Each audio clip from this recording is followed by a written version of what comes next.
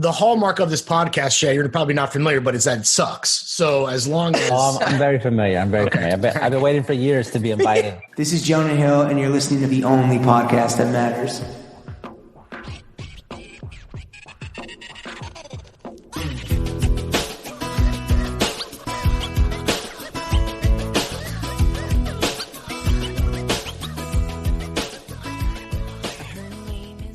Throw Gang, we are joined by the Cortez King, the Trump blocking top boy, the Sultan of San Antonio, the mutual aid maestro. What's up, Shea?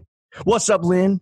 I hit it raw. She see me in public like, what's up, friend? The Don Dada of Diamonds and Wood, a true Twitter titan, the coloring book Kaiser, the fuck out of here, Pharaoh, GM of the Hispanic delegation, Flexican American, and big essay of the essay, New York Times bestselling author, co-host of the Connect podcast, and staff writer at The Ringer, Shea Serrano. That's the best introduction I've ever gotten. I appreciate it. Ladies and gentlemen, the 46th president of the United States of America, Shea Serrano. We're happy to have you. What's up, dude? Yeah, I'm pumped. I've been waiting a while, a long while. It feels we had to wait for fuck ourselves out of a Barstool contract before we could properly invite you on, but here we are. We were waiting until democracy was kind of right at the precipice, and we're like, you know what? There's only one man who could do the pod before it all comes crashing down.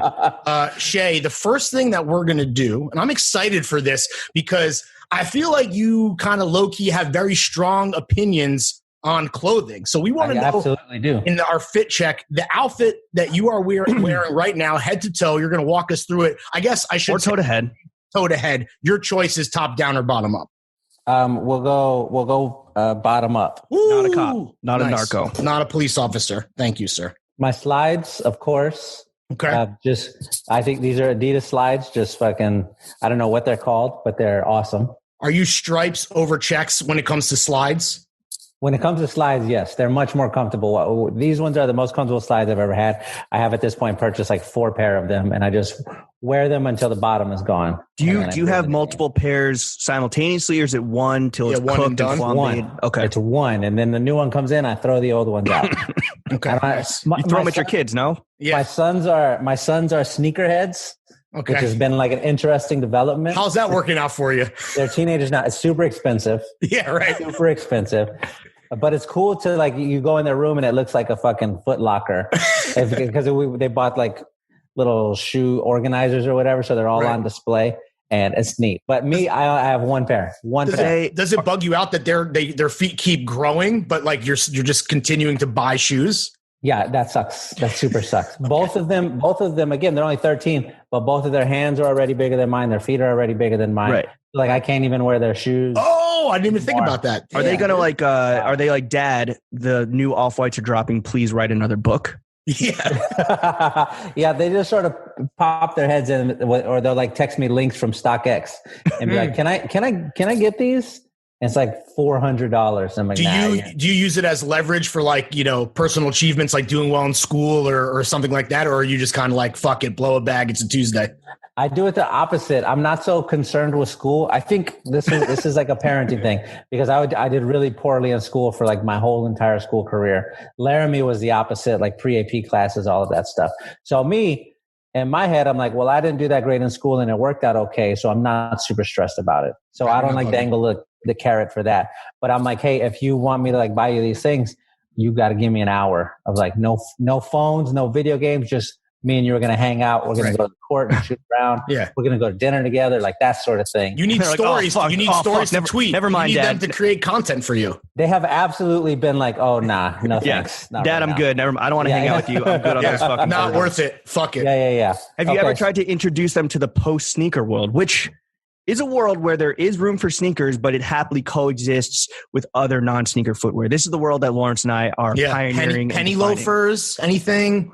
Wallabies, lace-ups? No, not yet. No. Okay. No. Soon. When they turned 15, I'll hand them a stack of Ghostface albums and a pair of Wallabies and be like, nice. There you go. Welcome in, guys. Welcome to the next generation. I'll text them the Patreon link to y'all.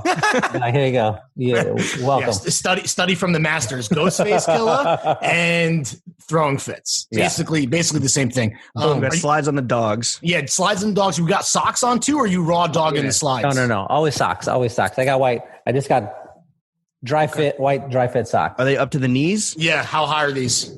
No, so I have two pair. I have like the regular Hanes ones that go up to the knees, but those are for shorts. And then Right. these are just regular white, just past the ankle socks. Right. But if you're wearing shorts and slides, you would still use the super high hands. That's when you pull them all. It's the not way about up. the footwear. It's about the bottom garment. Got it. Exactly. Yeah. Speaking of which, so I'm assuming if you're wearing the Nike dry fit socks, or as we say, the drift socks on this program, you're wearing pants, sweatpants? That is correct. Great, just solid gray sweatpants from Homage.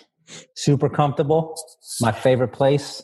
As a work from homesman, you must have been already very familiar with what was best cuppage for your ass when it came to just sitting at home for 16 hours a day. Pandemic uniform. Like you were built for this shit. You were built for this pandemic. I have not been interrupted at all by the pandemic. So are these sweatpants your go-to? Business as usual. Always been your go-tos? Yeah, these are my go-tos. So in the summertime, you wear the shorts. As soon as it gets below 90 degrees in San Antonio, it's wintertime. Right. Pull out the sweatpants, pull out the hoodies. Gray sweatsuit season. Gray sweatsuit season. I got a gray hoodie on too. From Homage. Okay. So is Homage a store in San Antonio? Is that a brand? What is Homage? Oh, it's a brand. I think they're based in Ohio. Okay. I'm pretty sure because a lot of their stuff is Ohio centric. But I don't know where I found them or how I came to like know that they existed. Maybe somebody tweeted me a thing. But I ordered. They do like a bunch of retro basketball shirts. Oh, sick. And so that's how I like ordered a couple shirts, and I'm like, oh, these are like really comfortable. A lot of times you order like a $10 shirt off the internet and the fucking sleeves are either really short or really long. That's what happens when you cop off the timeline. Yeah, never cop off the timeline. You got to get it in Ohio. Recommendations, of things that they support. That's different. But copying from a timeline brand, you're fucking dead in the water. So yeah, absolutely. So somebody sent me that one. I went to it. I ordered some shirts. I'm like, oh, these fit nice. They're good material. They're soft. And then I saw they had the plain ones. I just ordered like 4 of them, and I'm. Did you reach out for free shit? Did you try to like leverage the clout? No, never. Okay. Well, Homage. If anyone from Homage listening, send Shea all the free shit. Yo, Aaron Levine, our Ohio plug, needs to run up in the Homage factory and get our man's a PO, personal order. I email with him. I email with him all the time. My guy Mike Pancini, I think his name is. He's at Homage. But I don't want free stuff from any of the places. Like, to me, that doesn't make sense. Because if I'm just asking for free stuff, I'm not supporting them. What if they go out of business? But you talking about it on a podcast as a public figure, this is invaluable marketing. You should be compensated for your time. I really hope that you're being responsible with your shout outs because they might get a record-setting order. Headed their way, and they might not be prepared for this. So you might actually put them out of business. I hope they do. Yeah. Are they ready for the light? Is Homage ready to get 1 million sweatsuit orders right now? This is something we just talked about on the pod. We'll find out, but be careful what you wish for, Homage. And then finally, the hat up top. What about the undershirt? What about the undershirt? Yeah. What's on? Where are you going? It's a plain Homage t-shirt. Oh, damn. I'm telling you, it's the softest material. You put it on, it's like you don't even feel it. It's just there. It's great. It's not Dior Homme, it's Dior Homage. Yeah, exactly. Tail to tip, full homage, the whole every fucking limb. Yeah, homage and then the hat is just a GQ hat. This is the one they give you if you subscribe to the magazine. I was going to say, that was the subscriber gift. It says it on the back. It says proud subscriber on the back. Nice. How about that? Hell yeah. Nice. Better than having a Breitbart proud subscriber hat. That's some gatekeeper shit though. If we ever made Throwing Fits dad hats, we'd hand them out for free, whether you subscribe to the Patreon or you could buy it even if you didn't subscribe to the Patreon. How about that? Yeah. There you go. Shea, do you have a favorite writer at GQ? Zach Barron. Okay. There you go. Profile God. He's awesome. He's somebody I've looked up to for a long time, like years and years and years. He just writes in a way that I can't write, and I think it's great. Well, the only interesting celebrity profile writer currently, because right now every magazine is just having another celebrity interview the cover story. Right. Sure. Yeah, the interview magazine model. Yeah. I mean, what are you going to do? I mean, you got to print is dead, bro. Got to sell issues somehow. So we're going to have Chris Evans interview Julie Louis-Dreyfus. Yeah, right. The Chris's interview each other. And then what about the panties, Shea? What underwear do you rock with? They are just jockeys. They're like Again, the soft ones. I don't even know what they're called. What model? Boxers, boxers. boxer briefs. Oh, boxer briefs. Yeah. Thank you. Appreciate Right. that. What about the James is a boxer guy, and we talk I'm a about boxer it on every man. episode. Yeah. I got you. What about the spectacles? Oh yeah. Oh, I don't know. I got them at the eye doctor. Just like those are Insurance nice. paid for them, so it's like Those whatever. ones. Yeah. FSA 2s. Yeah. Is that this like Ray-Ban Club Master-esque style? That's like your signature style, though, right? Yeah. For a few years now, I've had these. I would say like maybe 4 or 5 years. What is it? Malcolm X cosplay? What is the thinking behind it? Oh no! You know what it was? There's a what's his name? Malcolm X. No, I forget his name. There's some guy on Twitter, Sean King, Talcum X. and he wears like glasses that are black frames. And I had some like that a few years ago, and then everybody started tweeting me saying, "Oh, I thought y'all were the same person," sort of stuff. Ooh, and right. I looked at his picture, and I'm like, "Oh yeah, those are similar glasses." And then there was a kicker from Georgia, and he was like a black the nerd guy. Yeah. And then everyone was like, "Oh, you look like," and then I was like, "All right, I need to change my glasses." My own shit. Yeah, dude. So Exactly. You don't want anyone to think that you're Sean King's Wave Rider, you know? Yeah. It's a bad look. Yeah. All right. I think that's a complete fit check. Thank you, Shea. You're First portion of the podcast done. Check the Okay. box. As you may or may not be aware, Oh, yeah. 3 main subjects. Let's get into the meat and potatoes real quick. The 3 main subjects of this podcast, throwing fits. The only podcast that matters Yeah, it's a are trademark. money, Ka-ching. meats and cheeks, formerly known as daddy. Yes. Sex and dating, you know. Sucking We're and gonna fucking. we're gonna talk about you being a father. All right. And most importantly, Jimmy, Larry, the goddamn motherfucking boys, ourselves. Yeah. Right. We're gonna start with numero uno. We're going to start with the most important topic, ourselves. And we'll get to you eventually, but for 2 hours, we're going to talk about us. So here, this is an interesting thing. I'd love to get your perspective on this. So having Lawrence work for me personally is the most challenging professional undertaking I've ever experienced. And you had a column, Diamonds and Wood at 4Pins. So my question is, I'm above Lawrence. You were kind of beneath him as the writer, and he is your editor. How was it working with him on your 4Pins column? I got to dispute all these facts, but I am curious to hear what Shea remembers fondly of that time early on in his career. What I remember fondly of that time, because that was like pre-Grantland, right before Grantland. And Lawrence was the first editor that I had who wasn't trying to like make me write about one specific thing. He's like, "Hey, do you have an idea for some stuff?" I said, "Yeah, something like this." And he said, "Oh, okay, cool. Like, let's give it a try." And then I would just write a thing and try and be as like not weird as possible, but I was trying to write stuff that I was interested in. And he was like, "Yeah, this is cool. Let's go for it." And that's how we started that column. And yeah, he was the first one to like really open up the space for me to sort of roam around in. Never say no, right? As an editor, never say no to your best guys. But is that genius strategy on Lawrence's part, or is that just him being lazy and being like, "Oh, you tell me what your ideas are"? No, because there were times where he was like, "No, this is not the right thing." Like he was an active editor. It wasn't just like, "I don't care." Like there are different, this was more like the Phil Jackson style coaching. Ooh, yes. He's gonna Zen master, dude. He's going to guide you. You're not going to know that he's doing what you want him to do until he swoops down as like actually not that thing. That Zen of Johns. That part of your career, I also remember reading yours, and I think this is maybe how I even discovered your writing, Shea. Was you had because you were writing at LA Weekly, right? Yeah. That kind of freedom, and I remember reading what you wrote over there and being like, "This is crazy." It's kind of like outside of the box, but like super approachable and conversational. Obviously, trying to do the same thing at 4Pins. Like, it was that kind of freedom out the gate, kind of like the secret kind of sauce for you that like flipped the switch that you're like, "Yo, I can just be myself," and people are interested in that. Like that freedom. Did that really tee you up? Would you say? Yeah. That was definitely a shifting point. Ben Westhoff was my editor at LA Weekly, and he was very much an editor in the way that Lawrence was, where you just sort of big brothering you through a few different phases. And yeah, giving somebody that freedom, not only giving somebody that freedom, but giving them the support that comes with it, and then also giving them money. It's right. like that's the like money's important. Real part of it, because like I think at 4Pins I was maybe getting like $75 or something a column, somewhere. Really? I think it was a little. Was it not $100? I don't remember, to be honest. It might have been $100, but complex money. But I was coming from Houston Press where they were paying me $20. Right. And so I'm like, oh shit, I get 5 times as much money to like write about music or whatever. This is super cool. And that's like a very confidence inspiring thing when somebody shows up and they're like, without even realizing it, I will pay you 5 times as much money to come write for me about basically whatever you want. Do you have one column that, or one post that kind of stuck with you that remained your favorite through all these years? At Diamonds and Wood? Yep. Or anywhere. Yeah, at Diamonds and Wood. Diamonds and Wood was the first place where I wrote about being a middle school football coach. Yeah.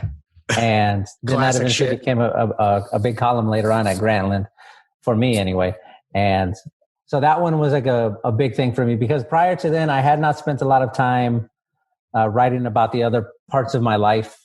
And I was able to do that here. But it was not the main focus of the article. Right. And that's a really tricky thing to figure out when you're a young writer. Like, I can remember, I go back and read the stuff that I wrote at the Houston Press or LA Weekly or whatever. And I was doing a really bad job. I thought I was doing good, but but looking at it now, I can see I was doing a really bad job of writing about the stuff I was supposed to be writing about without centering myself. Right. And right around this period is when I was slowly figuring out, okay, cool. I'm supposed to be writing about whatever. I'll just pick a thing. I'm supposed to be writing about this Kendrick Lamar song, and I'm going to do that, but I'm also going to like add in my own stuff here, and it won't ever become about me. It'll be like in service of this other idea. You know what I'm saying? Right. Yeah.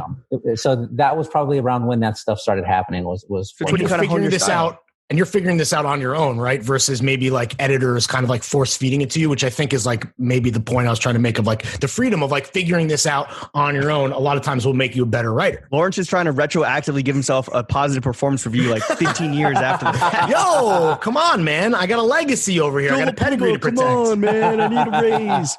No, that's true.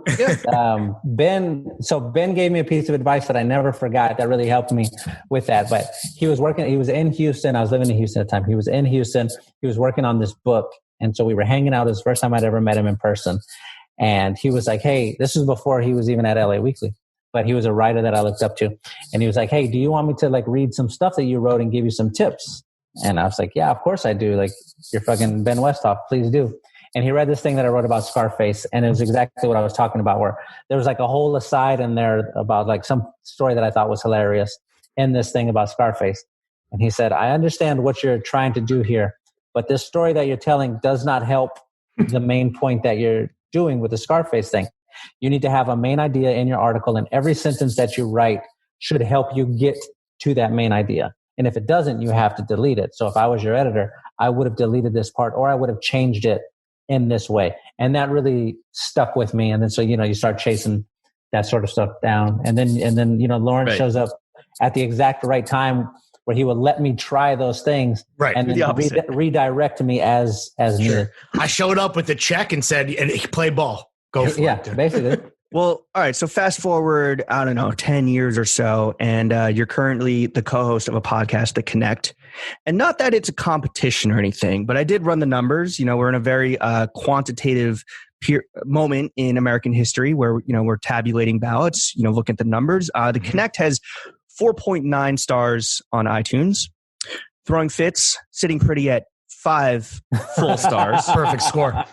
But you guys are clearly more popular, making more money. So the question is, how does TF, a objectively more beloved podcast than The Connect, grow to be as big as The Connect? Like, what are we doing wrong here? Because this is a conversation me and Lawrence literally talk about 1.5 hours every single day. Yeah, it's brutal.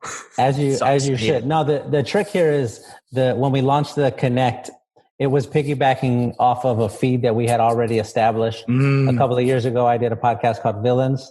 And then right after, a few months after that, I did another podcast about John Wick. So we just dropped it into there, so we automatically had those subscribers. So that's why the feed is 4.9 stars. I never forget, because before even any Villains episodes came out, I posted the link and I was telling everybody on Twitter, hey, go leave me 5-star rating or whatever. Right, of course. Before any episodes, we had like 3,000 ratings. And then people got mad that they were like, oh, iTunes is cheating or something. And then they started trying to knock it down. So there was collusion. So you were experiencing collusion potentially yourself. This is a metaphor for and you're American politics. you're like stop counting the votes. Yeah, stop counting. Stop the count. Fraud.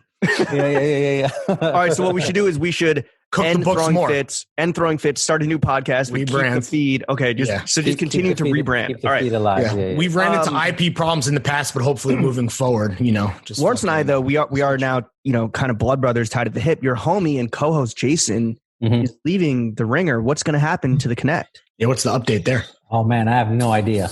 But I was super sad when I found out that Jason was. Did you find out over Twitter like the rest of us? I did. Really? Did. I was super fucking pissed. So he's not a good friend. He's a terrible friend. No. He told me and Steve maybe like a week before or something like that. He just brought us in and let us know what was going on. How are you podcasting with other people that are not Jason? Because that's the big issue too that James and I have is like, forget about us being like 50-50 partners. Like I can't even just imagine podcasting with anybody else. We're both misanthropes. Like we hate humanities. Like there's nothing we can hate do. Other people more than we even hate each other. So we really don't have any options left. What can you even like, do you have a dream like replacement? I think I would try to reach out to people who I've met in real life and have hung out with in real life.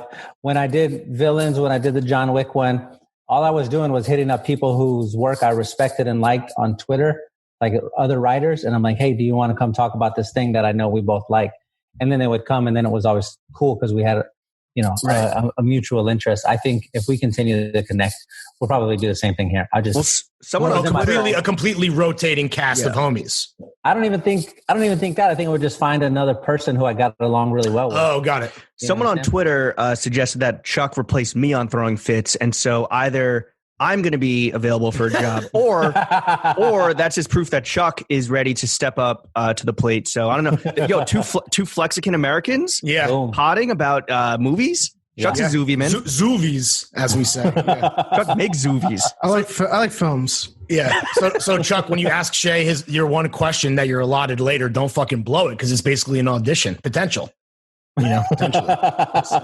Is it weird that Jason's going to Barstool Sports? Yeah, it's super weird. Fucking Jason. Jason is honestly, I think, one of the most talented people I've ever met in my life. I fucking love that guy. Yeah, he's a good guy. Let's bring it back to you, though, the only guest that matters because you're on the only podcast that matters. Boom. San Antonio, small town. You guys got the Spurs. You got the Pace Picante dynasty, who I'm related to. But you are such a hometown hero. The people's champ, if you will. The people's champ. You rep SA to the fucking death. Are you the most famous person in San Antonio? Oh, definitely not. Come on. Definitely. I'm the most famous person in San Antonio that you guys probably know. But there are other famous people. I saw Manu Ginobili like 3 days ago, just sort of wandering around the city. Did he ask you for your autograph? He did not. He did not even look at me. So I know I'm below Manu because I noticed him and he did not notice me. How is the bald spot looking? Yeah. He had a helmet on. He rides his bike all around the city. With the helmet? With a helmet. Safe. Yeah. Safe. I love that. Great role model. Is San Antonio one of those cities where I guess the only team is the Spurs or major sports team is the Spurs, but where athletes love it so much that they live in the city proper and not in some rich, not in the Jersey of New York or, in Miami or LA? Yeah, definitely. There's a certain, I think it's the northwest side of San Antonio is mainly where they all are, but it's San Antonio nonetheless. But with your goodwill and kind of being a big fish in a small pond, because it is like a secondary market, how often do you get recognized when it's not a global pandemic? You got to get recognized daily, right? No, not daily. No, every once in a while. The only time it happens more in other cities. Oh shit! Than it does here, because usually you're good in every hood. If I'm in another city, I will have tweeted at some point I'm in LA or whatever, and then people will. How does that make you feel as a humble guy? It's awesome. So you don't have to. You have to buy your own drinks in San Antonio at any pre-pandemic bar. Dude. Or I guess Texas. I gotta buy my own. I gotta buy my own Big Reds. I was gonna say wherever I go. Yeah. I don't drink that. Bullshit. The Mexican ladies here, they don't give it to you for free. You gotta Damn. Well, Shea, I want to ask you this. It is a very precipitous time in America. You're very anti-Trump. Salute. But being in a red state, obviously San Antonio is a major metropolitan, cosmopolitan, densely populated area. you guys believe in good things. You're not fucking idiots. But being in a red state of Texas, have you ever been in danger, like, or more danger than your typical brown man in America? Because you are anti-Trump in a Trump state. I don't think I've been in more danger. No, I think at most I've been in a regular amount of danger, but certainly not more. The cruising altitude standard amount of danger for non-white people. For non-white people in but America. For non-white people who aren't black, there's a difference. You know what I'm saying? Yeah. So that's where I exist. Where we live, the side of town we live on is like the Trump side of town, because we're closer to the hill country. Right. And like the more spread out everything gets, the more Trump flags you begin to see. But Bexar County as a whole, bear down. Blue. You know what I'm saying? Like when they show the map of Texas, right? The district, yeah. We're right here. We're blue. But you've never caught heat for being like a public figure who does get recognized in the city and being so vocally anti-Trump in Trump land. Yeah. It's happened one time. I've been here 18 months or something like that. But when I went to go vote the first time, right after we had moved here, it was 2018? like the local, 2018. And so I went to go vote, and I had just previously done a thing with the mayor, one of those like sit around the bonfire, chop it up, kind of welcome to the city, we're going to ask some questions type of thing for his Facebook account. I did that, and then so you got like a key to the city? I'm trying to get one, but I didn't get one that night. But is it made of chocolate? I hope so. And then when I went to go vote at the 2018 stuff, I gave the lady my ID, and she looked up. She said, "Oh, you're him." And I was like, "I'm him. Who?" Yeah. She's like, "You're the one that they were all going crazy for." He hate me. Yeah. And I was like, "I don't know what you're talking about, but can I have my ID back, please, so I can vote?" And then that was it. That was the only time. Damn, she pressed you a little bit, though. A little bit, and I backed down 100%. She's like, I know where you live. I know where you live, Serrano. And then he punched that old lady in the face. It was serious. But beyond that, nobody has ever run up on me. That's the thing about Trump supporters. They're pussies. They're keyboard warriors, bro. They're pussies. Exactly. Me too, as well. Yeah, right. Like, right. Part of it. It's just a nation of pussies. Yeah. It's a nation of cowards. The bark is worse than the bite for people, for the great people on both sides. On both sides. Well, the next president of the United States will probably be decided tonight, maybe. And this comes out in a little bit, in 5 or 6 days. And look, like, it's, no matter which way it goes, the fact that nearly half the country's population voted for Trump, like, how does that make you feel? Yeah, it makes me feel the same as when it happened the first time. This is not a surprise to anybody who is not white. Like, we knew, we've known, we've lived our lives this whole time. We knew what it was. It always does suck when you like shine the flashlight on it. But this is very similar to if you live in a house and you know there's wood rot in there. And like, as long as you don't look directly at it, you can kind of ignore it. As long as I just like stay in my little circle with my friends or my family, it's cool. You don't think too much about it. But when you shine that light on it, then you're like, oh, this sucks. Assuming that things keep trending in the way that they kind of appear now with Biden, taking the presidency, but like, obviously, ground being lost in the House and the Senate not really moving. Like, what is your kind of like 50,000 degree kind of like knee jerk reaction of these results, assuming they stay the same? Oh, I feel great. Yeah. I feel great about, I feel great that Trump is going to be gone. That's what I'm specifically talking about. Fuck out of here. Yeah, like it's time. That's the overall mission, and that mission has mission accomplished. Exactly. George Bush, mission accomplished. Can someone put Shea Serrano in a flight suit on the fucking USS Abraham or whatever with just mission accomplished behind him? I did like a whole bunch of interviews Monday and Tuesday with the Biden campaign, or like for the Biden campaign with places in Texas. And that was like a thing that I kept mentioning through all of this. I didn't vote for Biden in the primaries. Like I voted for Bernie. He seemed like a cool dude. And, but when they were like, Biden is the guy, I said, okay, cool. Like I was less a vote for Biden and more a vote against Trump. You know what I'm saying? So that's what I have been angling on. I don't think much of anything is going to change like immediately or a great deal. Like all of the big picture, big dream stuff that I have in my head for the way this stuff could be better, like a clearer path to citizenship. So like all my DACA homies can, right. You can like get a night's sleep or whatever, defunding the police, redirecting that money into the community, like that sort of stuff. I don't think it happens very quickly, if at all, but I know we have at least a slightly better chance of it happening under this one guy than we did the other one. Right. I mean, also kind of going back to the wood rot, just, Trump voters being the fucking asbestos or the maggots, the termites eating away at the framework.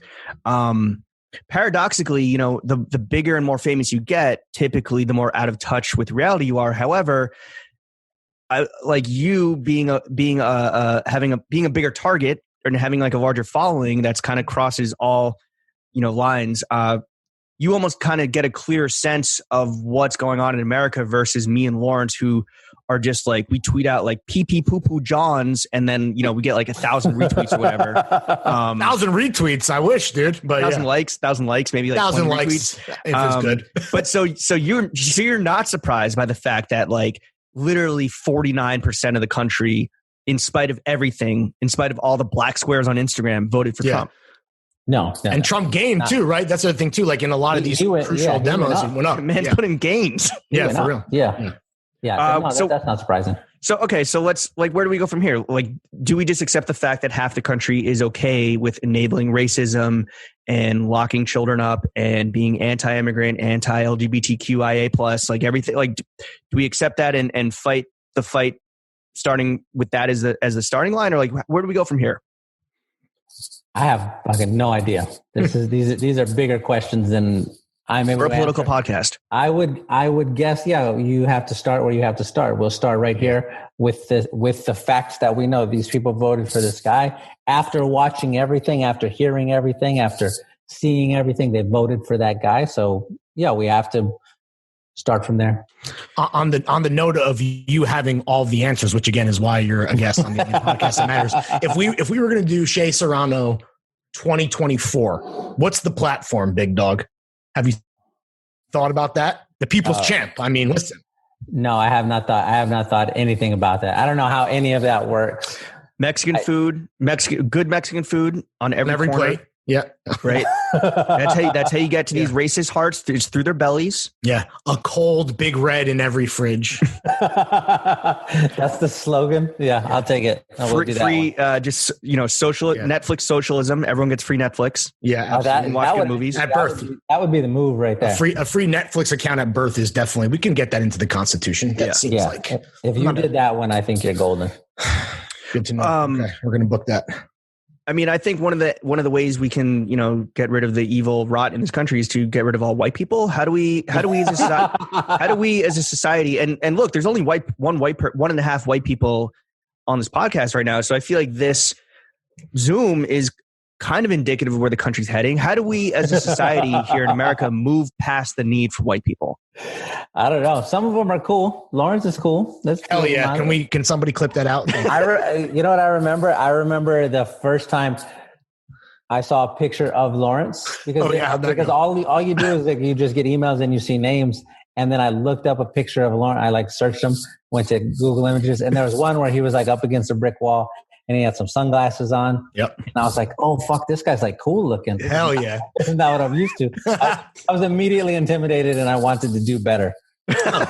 Well, that's the white inferiority complex. I was going to say, damn, here I am as a white man in a position of power, just not even unwittingly, intimidating POCs. This is terrible. But I will say, looking cool but being a bad dude is kind of my personal brand. So there you go. I'll take it. Thanks, Shea. I appreciate it. Shea, I mean, you've pioneered and been the champion of the method of just straight up just telling Trump voters to fuck off and blocking them, and I instituted this for the first time, really. Not that I have many Trump supporters, but I smoked out a Trump supporter on IG. Said he DM'd me and was like, "Yo, fuck you, Trump 2020." And I was like, I saw it. He's like, "I'm a Patreon." I'm like, "Fuck you, blocked." And then he DM'd Lawrence, "Hey, can you tell James to unblock me?" Big fire. So cathartic, so amazing. I'm currently in a flame war in Grailed's comments because I said John Daly, the Trump supporter. So I have all these virgins being like. By the way, the kid that you blocked, I think he feels very bad. By the way, I don't know if like it matters because I guess his politics. Well, before, just to give you an update, he's continuing to kind of lament in my DMs. But I'll say this before wanting you back, but before really paying attention to how Shea was doing it, and at first I thought it was like a bit, but then I downloaded the book. I'm not proud to say this, but I paid $0 because I really wasn't expecting what to get. That's why I put it out there for free. Yeah. But it was very cathartic and ultimately very effective. This kid feels like a piece of shit because he is. My question is like, who's the most famous Trump supporter? Because you've done this for a while now. Who's the most famous Trump supporter you've gotten into it with? Whether it's just straight up blocking them or like getting into a fucking back and forth. Flame war. I can't think of any, honestly. It's usually the ones who I have like never heard of or don't know. They just sort of pop up. I can't think of a 5 million followers. Yeah. I think maybe there's a rapper out of Houston named Chingo Bling, this Mexican rapper, and he's a Trump supporter. And really? I had no idea until like this last week. People started tagging me in tweets with him because were you banging with his music ahead of that? Because he's like a local legend. Like I even know who he is. You know. Yeah. No, he was not somebody who I like listened to a ton. I was aware of him. Right. But it was not even somebody that I was following or anything like that. But he has built up his whole thing over there. Like he's a famous performer. And that was probably the first time that somebody tagged me in on a thing where I like knew who the other person was. And they were like, hey, how do you feel about this? And I was like, I don't even know this guy, but what are you going to do? Do you think he truly believes in Trump, or was he one of the rappers that Trump was like, I will pay you to just say MAGA 2020? Is he a platinum plan, dude? I don't know. I would guess he probably believes in it. Trump is popular among the Latinos. Like, he got like a nice little portion of the vote. It's like, that's like a thing. Well, Trump has always played really well with rappers, right? And obviously we're going to ask about Wheezy F Baby, and the F stands for freedom. F stands for freedom from paying my taxes. Yeah. But freedom, like beers and barbecue. That's like a thing that's been part of the Trump brand is like whatever, hanging out with like Snoop or whatever. Is that like, why do you think that is? Like, would you like rappers just gravitate towards this fucking blowhard? I think maybe before all of the politics stuff, he was just somebody who, we heard his name and it had become synonymous with money, which is like a thing people said in those communities. So that's probably how it all started. And then, as he became who he became in a more public profile, a lot of people pulled away from him and some of them didn't. Some of them went toward him a little bit more, but Have you, it's one thing to just block a fucking rando hater on the TL, but has it ever, infiltrated like your family where you've had to like snuff out or Heisman Trophy a family member because they were a Trump supporter? The closest that we got was my sister's husband. His family was or are Trump supporters. They live in another city and we don't ever see them. And then they have since divorced. So we're fire. We're not like in a thing. But were they like Wayne and his girlfriend? They divorced because of Trump. Yeah. I think the closest that I've gotten with any of that stuff has been like over gun control. Guns are big in Texas. Right. One of my uncles is like, he's got a ton of guns. He's got a gun safe. Like it's a whole part of his personality. He lives in like a very rural, poor part of town. And so like him and I have had arguments about guns. How do you approach that with a family member? I think that's like a thing that a lot of, people and like elite, like millennials and younger, like trying to fucking, just like Kellyanne Conway's daughter, right? They're trying to fucking figure out like, how do you talk to your relatives when it comes to divisive issues? Well, fortunately, in this case, this is my uncle, Jesse. He has like raised me since I was a pup. We're very close. So it's not a thing for me to be like, hey, this is not right. The things that you're saying are not right. And then he comes back and he's like, well, actually they are. And then, you have an argument and then you just sort of keep it moving. But do you ever will you ever give up on Uncle Jesse and his guns? No, I know he's never going to give the guns up, but I'm never going to. It's a war of attrition until the day that whoever dies first. Yeah, exactly. Hopefully not from gun violence. Hopefully not. Just don't that would prove you right though. Don't get into a knife fight. Because and Uncle Jesse is at a clear advantage. Yeah. I know you're a big Wayne fan. Have you deleted all your Lil Wayne music?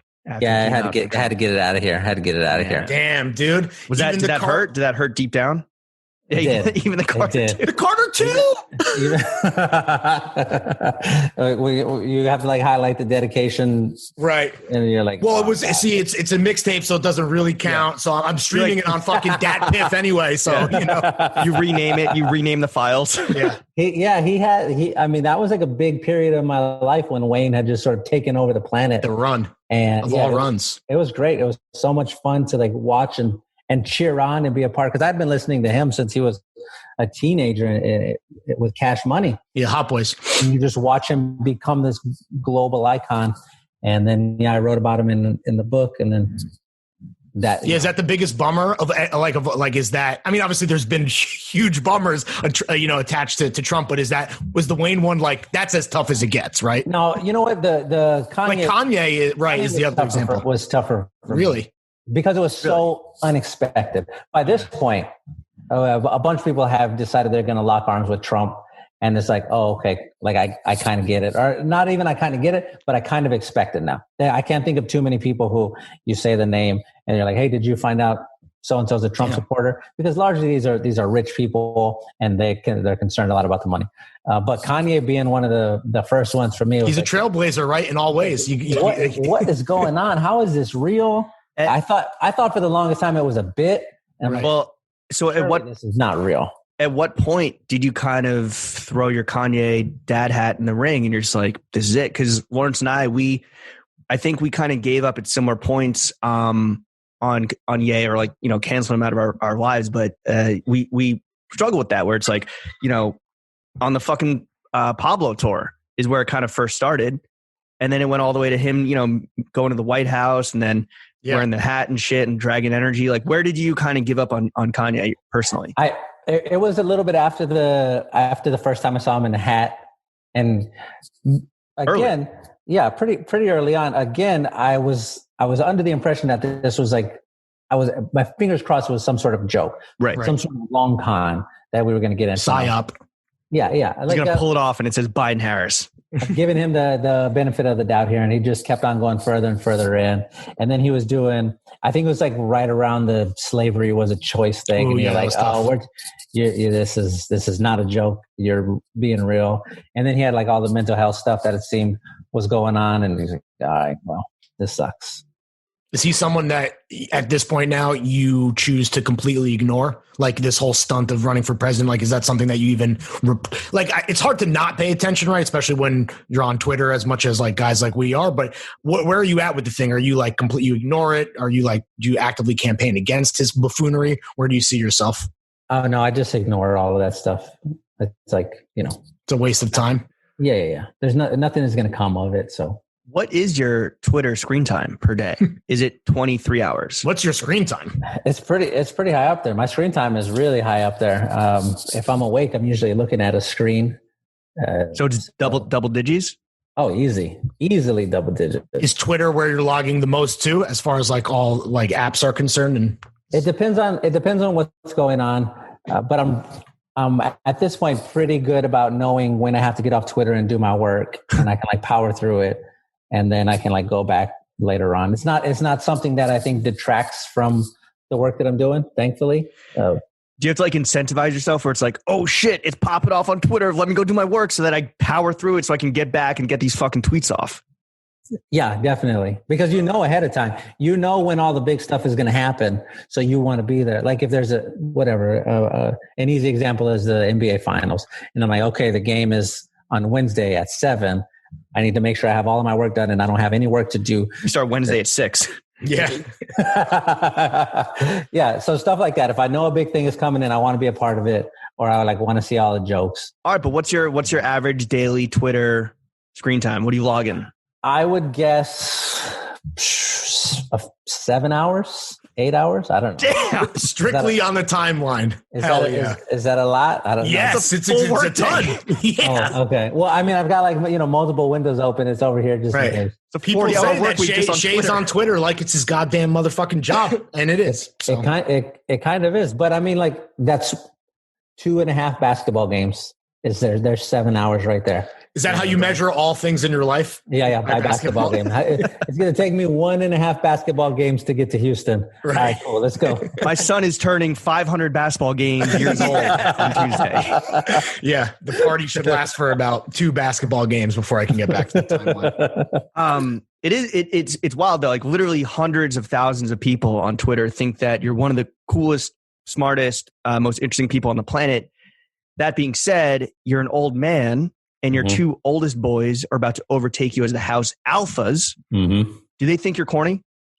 Yeah, they don't think anything that I do is cool. Like, not at all. Nothing. They're not impressed by shit. They're not impressed by any of it. The only time they have been impressed, this is in their lives that I have seen them impressed. I've taken them to like book tours, and I'm like, look at these hundreds of people who have come to have me sign a book, and they're like, I don't care. I take them to whatever. I'm like, oh, look, this is the President Barack Obama. He's talking about me on the internet. And they're like, I don't care. None of this stuff, Dad. But when they saw that I was verified on Instagram, they're like, whoa, oh my God, Dad, this is crazy. Verified on IG is what moved their heart and mind? And I don't even use Instagram. But for some reason, that was the one where this is like 2 years ago, a year Why ago. do you think that is? Is that because like they know that? I mean, listen, James and I, as influencers, that is the hardest verification to get. Is it really? You know? Yeah. Oh, there you go. I think it's just because that's the one that they were using at the time. They have since moved on, I believe. What, TikTok? Yeah, what are they on TikTok? TikTok. So they're gonna get the joke in your intro. What's up, Shea? What's up, Lynn? It's basically the back that ass up of their generation. Yeah. They'll get that. And James can make that joke because he mainly hangs out with 16-year-olds. So. because I'm 16. No, you're absolutely not. Did you ever try to be like the cool dad or be like, hey guys, like I'm actually like I'm boys with Bun B, like Obama added me, like. I didn't try to do any of that stuff. Like that's not. How do you do fellow kids shit? You just were like, I'm not going to play that game. I don't want to do that. I've been wanting to be a dad since I was 15 years old. My dad is very much like hardcore, straight down the line, old school Mexican dad. And I'm like, oh, I'm going to be that. How many chanclatas has he thrown at your face? I want to be that. Dude, my dad invented this thing called chancla fu, which is like normally what they do is like your mom will reach down, pull the slipper off with her hand and then throw it at you. But my dad will just fucking kick it off of his foot right at, and then like deadly aim. And he invented that. And he's a sniper. He's a straight up sniper. Your shooter, chancla fu. Yeah, right. God damn. I mean, everyone's got a superpower.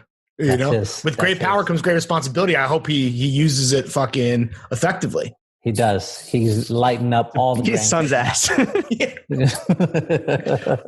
Your kid just recently beat you on 2K for the first time. Yeah, I had a solid streak going. We got 2K21, fired it up. We started playing together. I beat him. I beat his brother.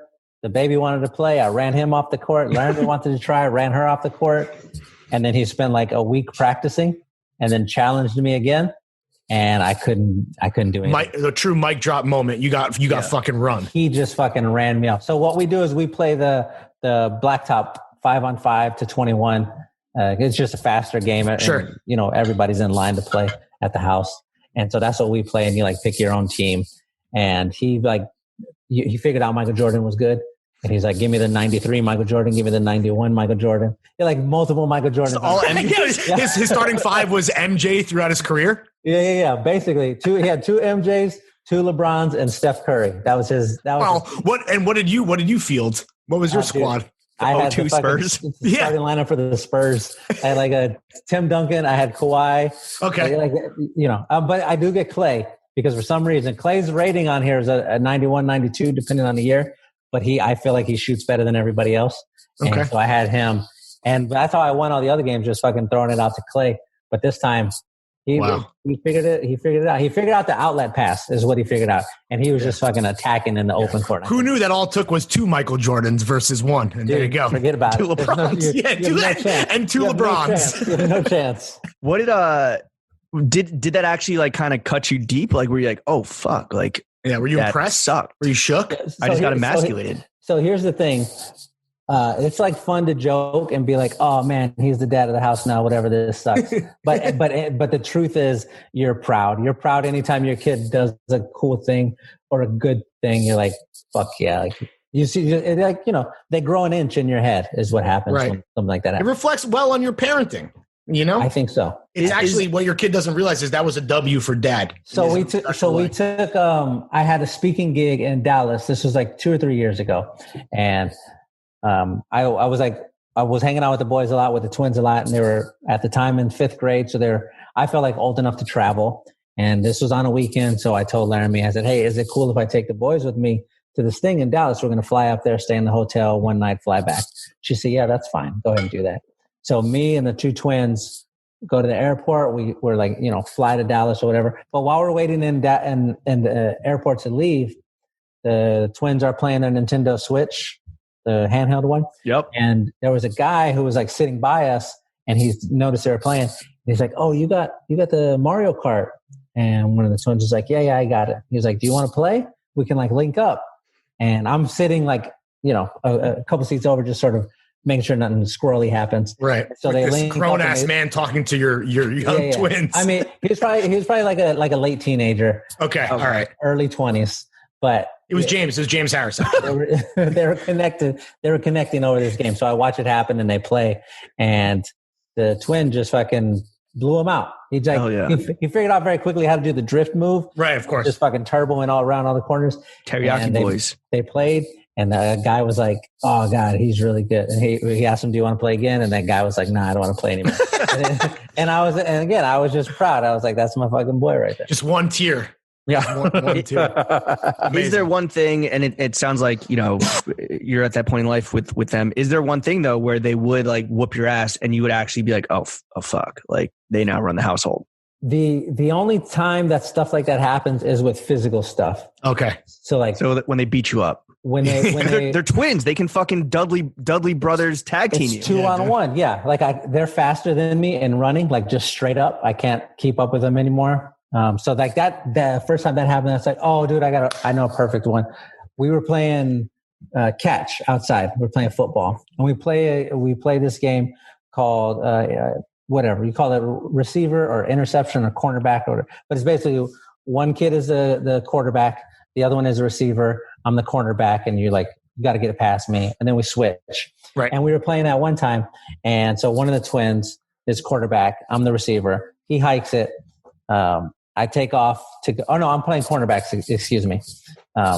And the twins are on the same team now, so they're playing, and I'm just like talking so much shit because this is just what I'm doing. How explicit is your shit talk to your younger children? No cuss words. Okay, but like your mother should have swallowed you. Not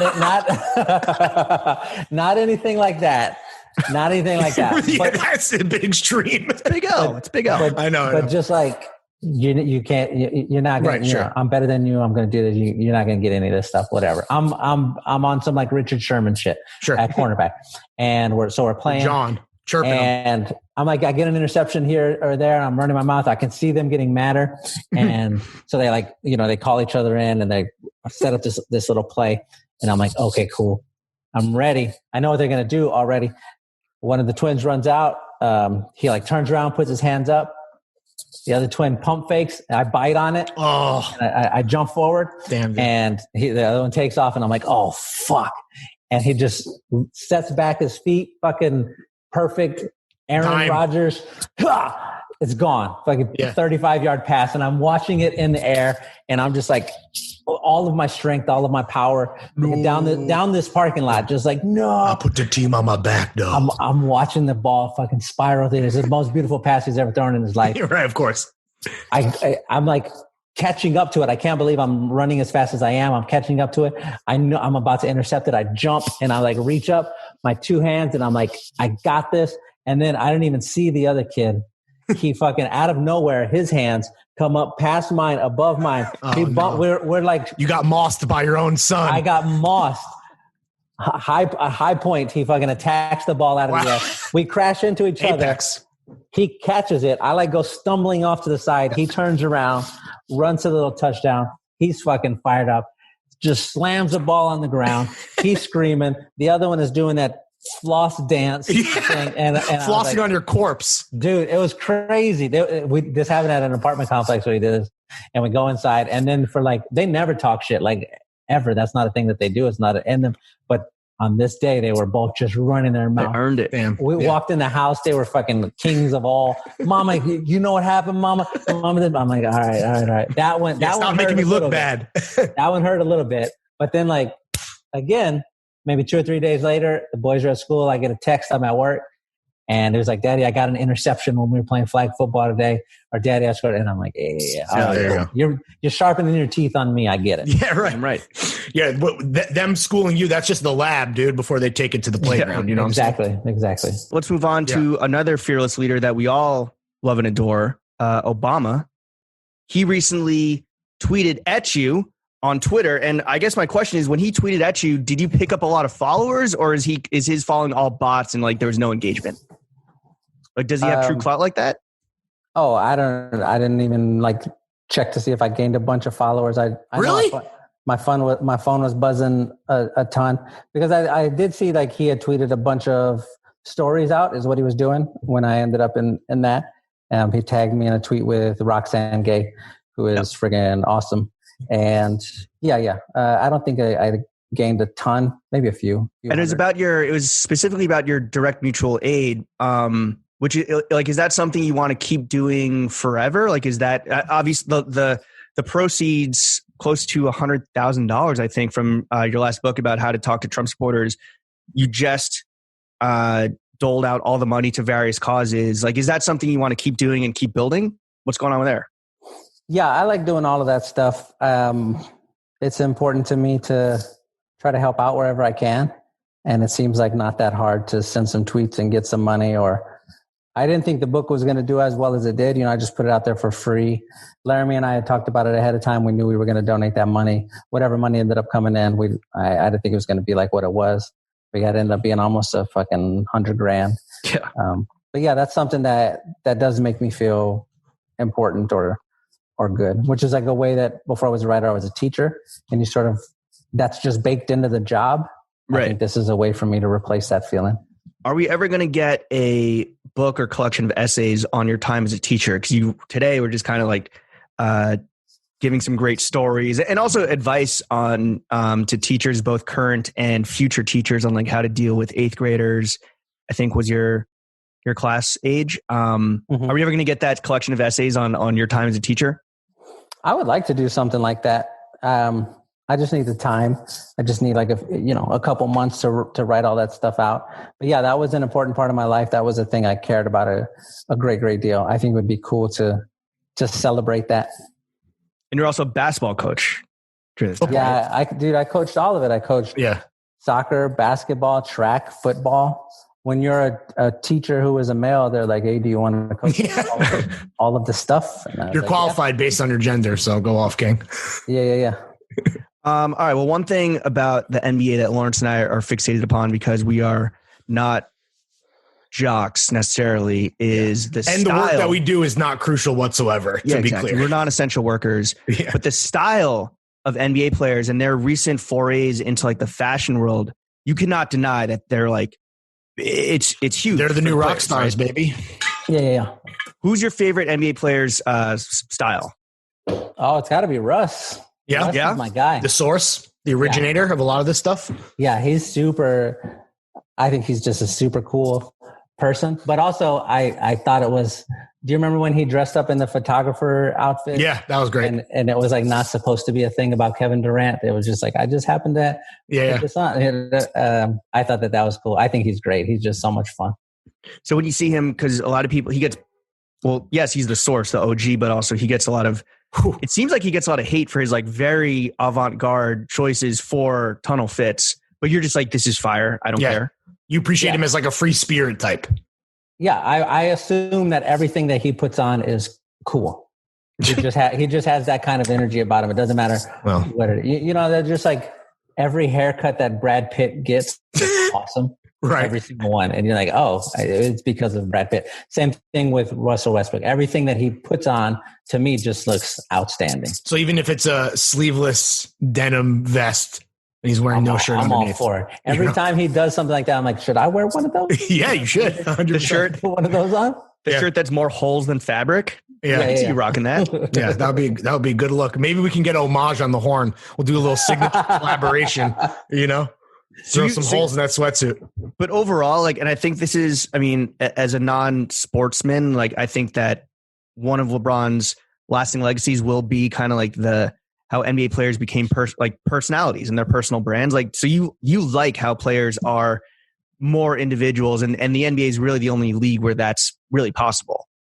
Yeah, I like that a bunch. I think that's great. I think that's the one league where it to me is like becomes a part of who the player is and the stuff that the player does. This is why so many people are like, "Oh, Mookie Betts is cool because he just put the chains on or swag. He had the different cleats. They're like, "Oh, I recognize those. Those are cool." You let players do stuff like that, and it just makes everybody a little more likable.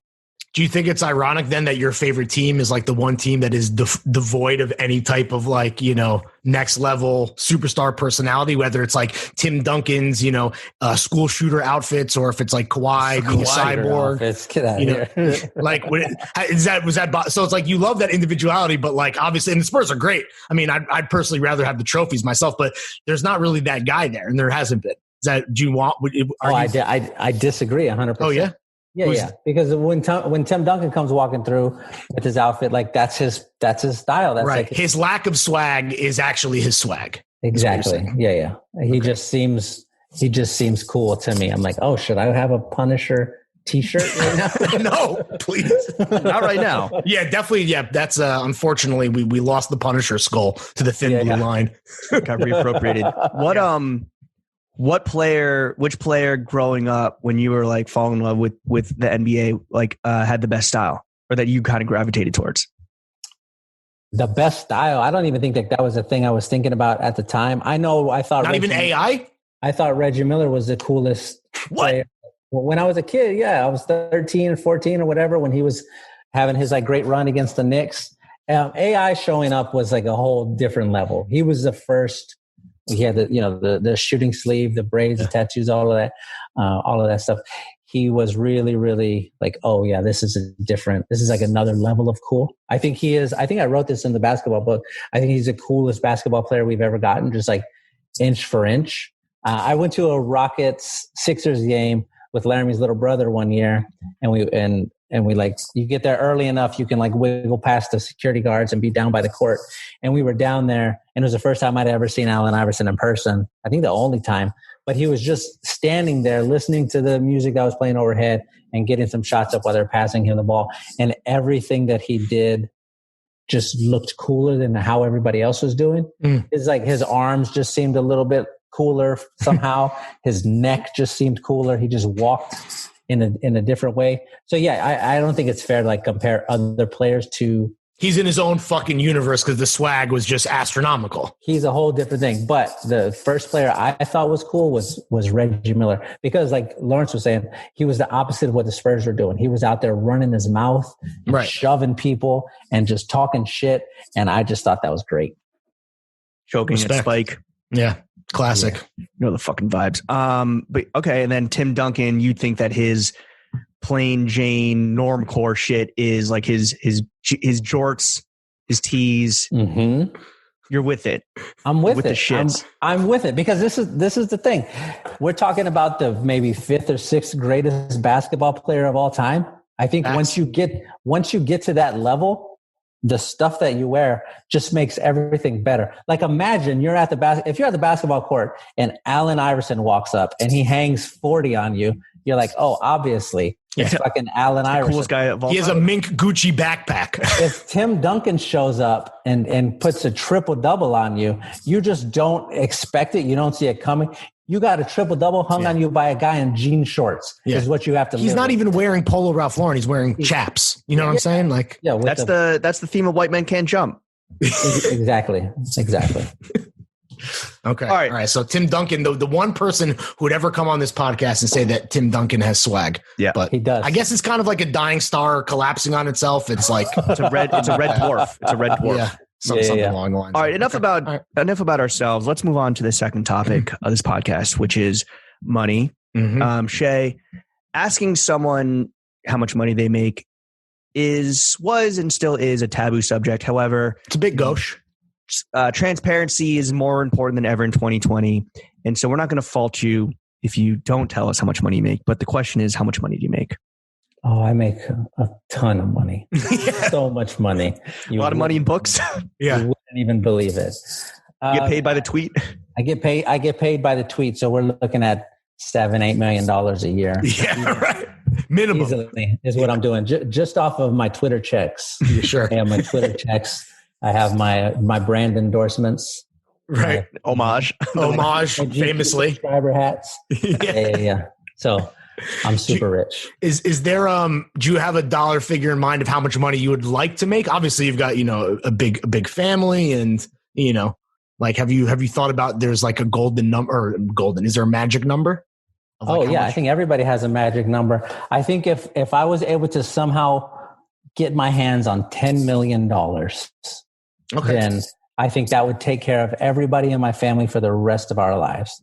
Nice. As long as you didn't move to LA or New York or San Francisco. If we're in San Antonio, $10 million is like $80 million. Yeah, at least. You know what I'm saying? Now, listen, I talked to a buddy of mine who he works, he's like a private investor for Chase Bank or something like that. I don't know his exact job title, but he handles money for really well off people. And so I was asking him about that, like, how much money should I be trying to get to, like, I want to retire. Nobody in my family's ever, prior to my parents, just this past year or two retiring. What do I need to do?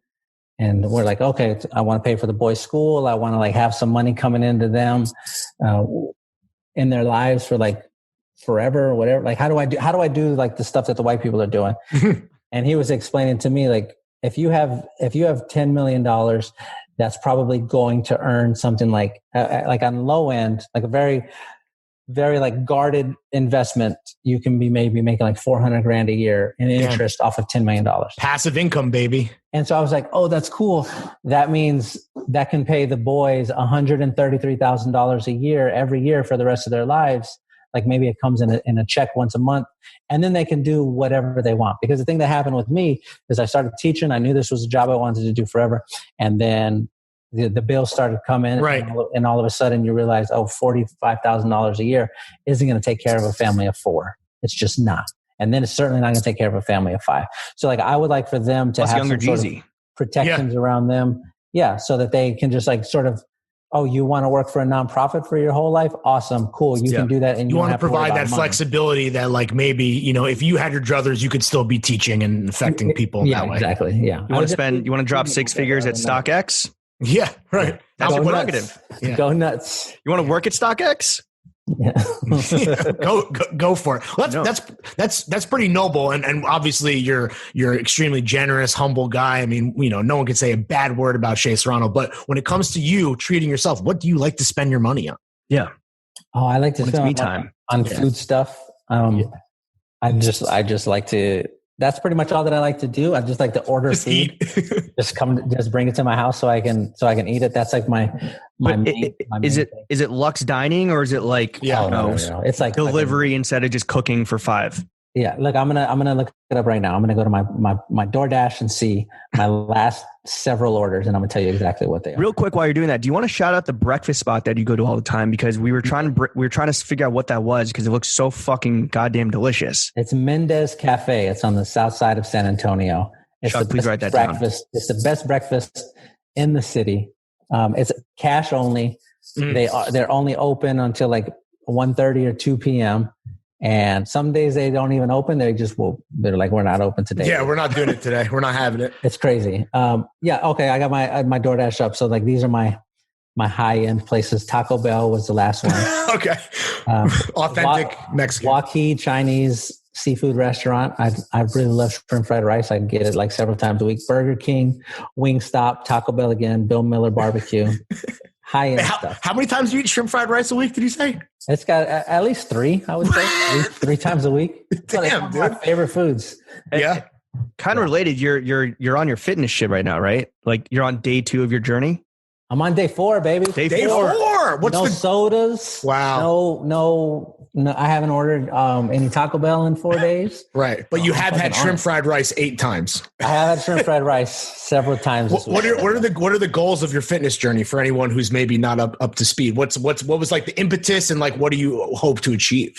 The impetus was I am at this point 39 years old, and so my body is like doing some things that I'm super not excited about, like real bad heartburn is like a thing that's been happening, like acid reflux while I'm sleeping. Like, that's tough. What is going on? Like that sort of thing. Anytime like I eat, like if I get Wingstop or whatever, it hurts my stomach for longer than it used to before. So I'm just trying to like move away from that. How many basketball games? Yeah. 14 and a half basketball games. Damn, not worth it. What's the regiment? Yeah. Oh, it's just don't eat like that. Oh, are you exercising on top of the dietary restrictions? I do like a little bit of walking, or I've got like one of those running apps where it's like walk for 2 minutes, run for 1 minute, that sort of thing. Oh, high interval training. Yeah, nothing crazy. Get your steps in. And then are you trying to like lose like 5 pounds, 10 pounds, anything like that? Or just hope that you're not, waking up in the middle of the night with absolutely nuclear acid reflux? That's the main thing. Like I haven't had it at all this week. No like heartburn or anything, which has been awesome. I wonder if there's no Taco Bell. The no Taco Bell is a correlation. It might be directly correlated to. I'm not a scientist. Quick. It happens real quick. Yeah. Okay. So what's the new food shit? Is it like a lot more home cooking? Is it ordering healthier shit? Just shrimp rice, not shrimp fried rice? Yeah. It's just slightly healthier. Healthier in smaller portions is all it is. Every journey starts with but a single step. Yeah, it's true. But I guess if you're not going to be spending money on wild Burger King and Taco Bell orders, what's it going to be? I saw that you copped a lowrider bike kind of recently, or with the book. Like, is it all like nostalgia shit, like stuff you couldn't afford when you're growing up? Yeah, that's the main thing. I wanted that bike ever since I was a kid. It was like $900. And so yeah, that's what I said. I was like, oh shit, that's like a lot of Taco Bells, right? Yeah. So I got the bike. I got like some comic books that I liked, some trading cards that I like. I do like to buy stuff like that, or just like various collectibles. I was gonna say your office is like it looks like a fucking museum to some degree. Like there's mad shit happening in there. Yeah, there used to be this place. It closed down because of the pandemic, but like on the same block as where my office building is, there was a collectibles shop. And so I would just like go to lunch, and then as I'm walking back, pop in there and be like, oh, cool. Let me get that Scorpion action figure, or let me get that John Wick action figure. And let me get that Bloodsport figurine. Your Johns are action figures. No. Yeah. It's sick. Yeah. So all right, let's move on to the third and final topic of the only podcast that matters, which is meats and cheeks, baby. Yeah. Mm-hmm. Sucking and fucking. Yeah. Congrats on the 3 times you've had confirmed sex. 3-time sex haver, Shea Serrano. It's big. That's a lot. Honestly, for as far as like our guests are concerned, like you're up there with the most sex that anyone's had. It's only guaranteed twice though, because the twins. That's right. Damn, you're so right. Forgot how that worked for a second. Your boys can swim. Yeah. So you guaranteed 2 or 3-time sex haver. Who's your least favorite kid? Right now, the one who beat me in 2K. If I have is that boy A or boy B? That would be A. Oh, damn, fucking goddamn A. And then which one's your favorite? Is it the baby? Yeah, he's pretty high up there. They're all pretty great. I think they're all pretty great. Where does younger Jeezy rank in this whole thing? Oh, he's above everybody. That's my guy right there. That's my guy. It's been really neat to watch happen is he has become like very protective of all of the kids. Nice. So like if I try to like wrestle one of them, he just fucking comes flying in. Like there's no like playfulness with him. No, like he's all business. He's like all business. He's either laying down or he's just gonna fucking try to kill you. Or he's his only chewing your arm that he has. Reminds me of his namesake to some degree. I mean, Jeezy doesn't fuck around, and that's obviously the shared DNA there for sure. It always makes me laugh because he'll start like bouncing around like he wants to play, and then as soon as you start to play, he forgets, and it's like, I'll fucking kill you, and it's just like coming hardcore. Damn, dude. No half-stepping in the Serrano household. Goddamn. He's the protection. All right. Speaking of children, we have our 2 Gromrads who've been chilling in the cut this whole time. We're going to let them unmute themselves. And in this segment, 60 Seconds of Thirst, they're going to pitch you on something, ask you a question. Maybe they have a suggestion. Let's go to Chuck first. Chuck? Shea, you called Lawrence a Phil Jackson style coach. I'm wondering what coach you would compare your style to. Oh, I want to be my guy Pop. I want to be the guy who he knows his shit. He's putting the work in, and he's going to, usually make a good decision. Hopefully, I want to be that. I don't know. And on the right side of history. Yeah, I don't know if that's who I am. I'm probably perfect politics. I'm Perfect probably politics. more of like an Avery Johnson type. Just got a little bit too much panic in him. You remember when he's like switched the starting lineup of the Mavericks before they played the 8th seed Warriors, and then it blew up. Right. That's probably closer to where I am, but I'm trying to be Pop. Damn. Okay. All right. Chuck, thank you. An Avery Johnson is aspiring to be a Greg Popovich. There you go. I love Avery. That was my guy. Let's throw it over to Chef. Chef, 30 Seconds of Thirst left with Shea Serrano. What you got, Chef? Hey, man, I know you're a huge rom-com fan. I've listened to a few of your pods about them. I'm wondering, it's kind of a two-parter. What are your top 3 romantic comedies of all time? And the second part is, what's the most recent good one that you watched? My top 3 are going to be My Best Friend's Wedding. There's Something's Gotta Give with Diane Keaton and Jack Nicholson. And The Big Sick with Kumail Nanjiani, which is fucking outstanding. And his wife. And his wife, yeah. I mean, it was Based on them. Based on them. Right.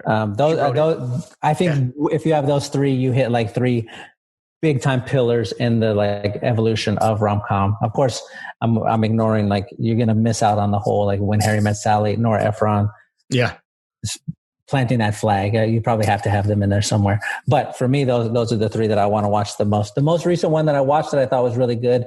Netflix has had a really strong run of them. I rewatched Always Be My Maybe a couple of weeks ago, maybe like 2 weeks ago. And it's just great. Shea, did you see The Holiday or Holiday, whatever? I haven't seen that. I haven't seen that one yet, but I have it saved. It's good, man. It's honestly, I was surprised at how much I actually enjoyed it. I thought it was great. And the dude who is the male lead, he's like never been in anything. This Australian guy, he's got the juice, bro. He could be the next Gerard Butler if he plays his cards right. There you go. I know my girl Emma Roberts is in it. Killed it, and she's funny. Yeah. But Can I just ask why you love rom-com so much, or what it is about them that really speaks to you as a genre? They're comforting, is what it is. There's like a warmth in the familiarity of the like setup and delivery. You know all of the main beats that you're going to get in every single rom-com. They all sort of move the same way, and I really like that, and I really like when a rom-com figures out how to do something in a like exciting or new way within that structure. Like that's why something like The Big Sick was so cool. You had not seen anything like that before, but they adhered to the template. They're still in the sandbox, but they're figuring out new ways to play. We keep coming back to basketball stuff. This is like Mike D'Antoni inventing the 7 seconds or less Suns. Like they're all playing the same game, but they're doing it a little bit different, but we're still doing the same. And that's when running and gunning. And that's when a rom-com can really, it's like jazz. You know what I'm saying? It's just it's the notes they don't play. Yeah, exactly. All right. Groms, thank you. Thanks, boys. You can put yourselves on mute. Go back to your phones if you want. Shea, we want to play a little game with you. Last John, next John. Are you familiar with the concept of John?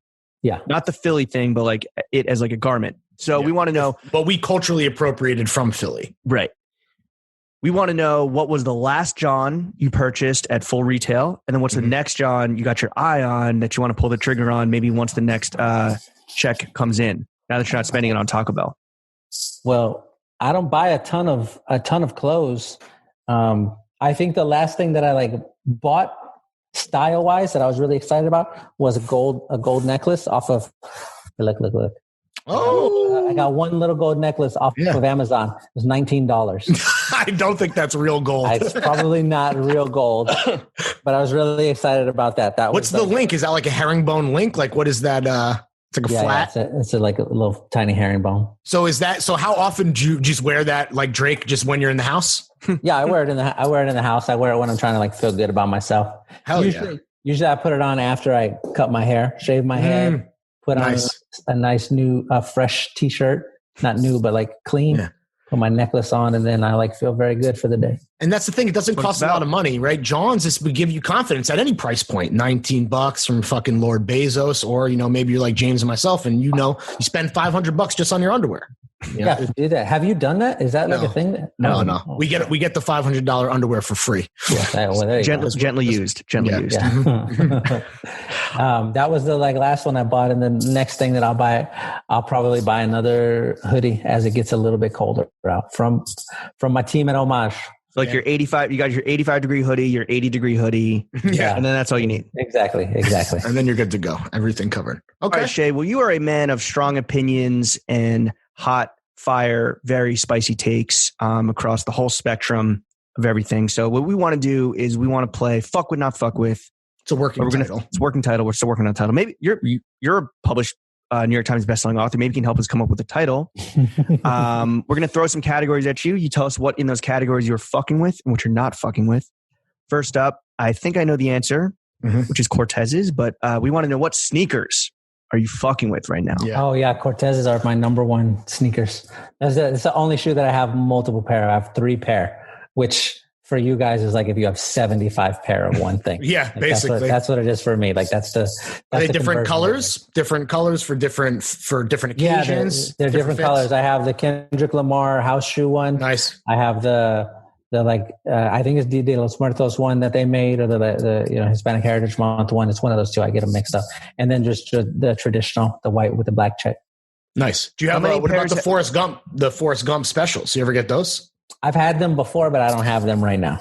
How many pairs do you think? I only have room for 3. How many pairs do you think you've acquired over a lifetime? Ooh.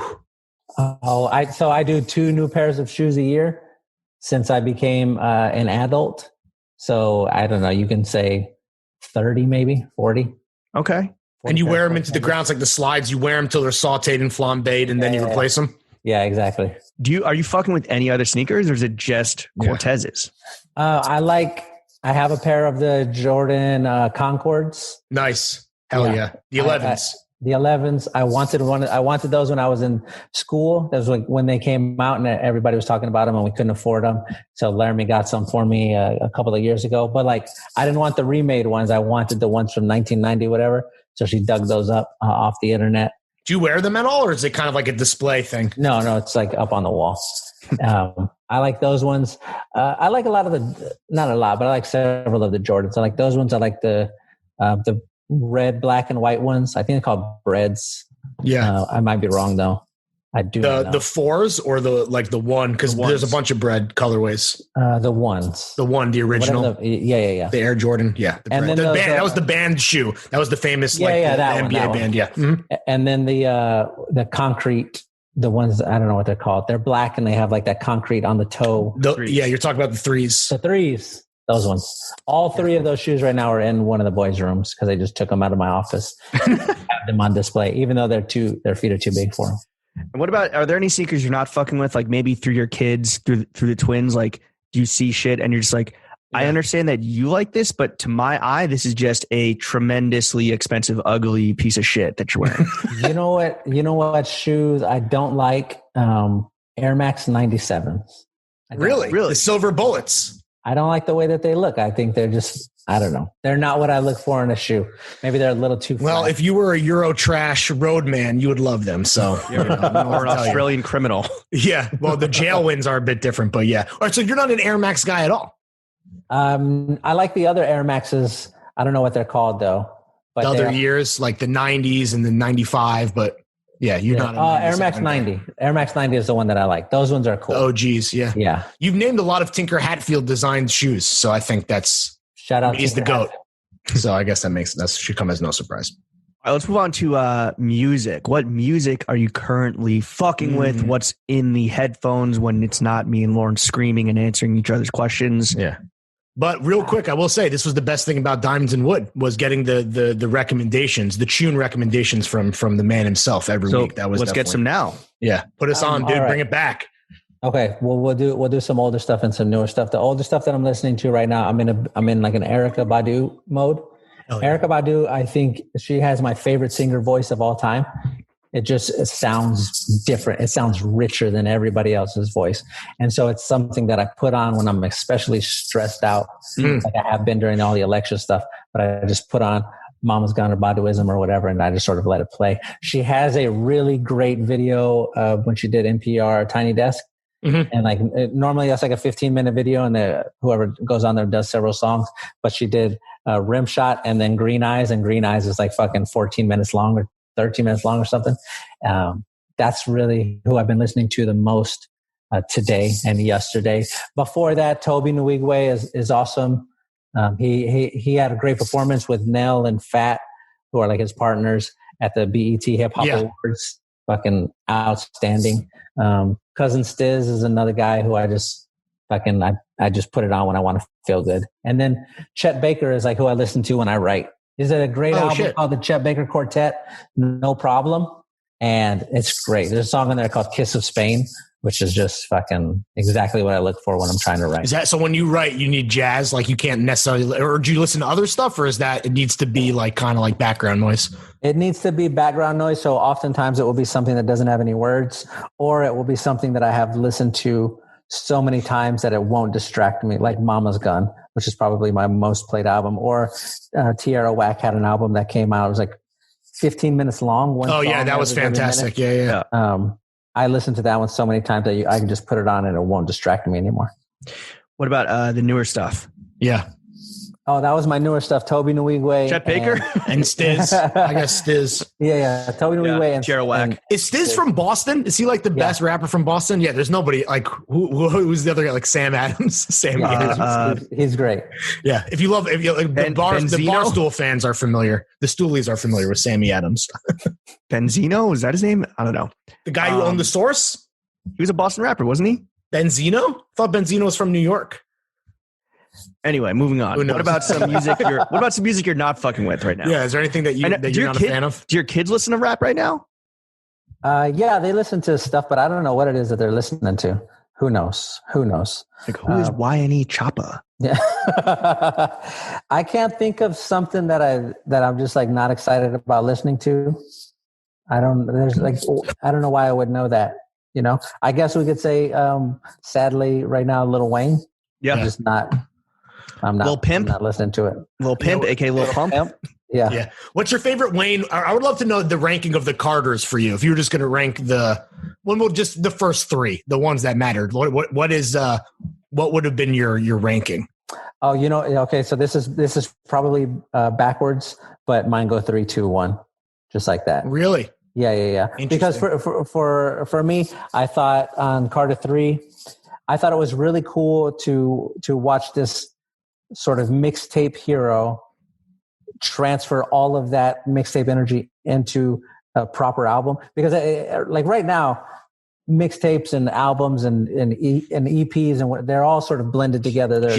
They're all the same thing. But at the time back then, 10, 12 years ago, they were very separate things. They were absolutely separate things. Yeah. And 50 Cent was probably like the first guy I can remember doing that, taking this sort of mixtape energy and putting it onto an album. But then watching Lil Wayne do it was, to me, very fulfilling and being like, oh, cool, my guy made it. He did it. He became and I think they did like 1 million copies. They did 1 million copies in a week. And that the Carter 3 had been delayed like what? Fucking 10 times before it finally came out because of like leaks and stuff. But yeah, that was a huge event. I remember too, Pitchfork giving that like a 9+, or I don't know, they gave it like some high rating and it was like, holy shit. Because that was before Pitchfork was even like really doing rap like they do rap now, and kind of like completely pivoted. But that's the greatest, dominant cultural art form. I'm not surprised, but it felt at the time like something very special. But that's my least favorite of the 3 Carters, I will say. I go 2, 1, 3 personally. But yeah, that's usually the order. 2 is usually everybody's like objective favorite. Yeah. But I just had like a personal connection to the third one. I was just really excited about it. Let's move on to another topic near and dear to your heart, which is film and TV. What films are you currently fucking with? Oh shoot! Like all of them. Am I allowed to say all of them? All the Zoovies? Every Zoovie. I love them. The last ones that I watched were Big Lebowski and Knives Out and Toy Story. Those are the last three movies that I watched. Those are all rewatches for you, I assume? Yeah. Did you cry the first time you saw Toy Story? I didn't cry the first time I saw Toy Story 1, but I cried the first time I saw Toy Story 3. That is a very sad one. That's one where it ends with Andy going to college?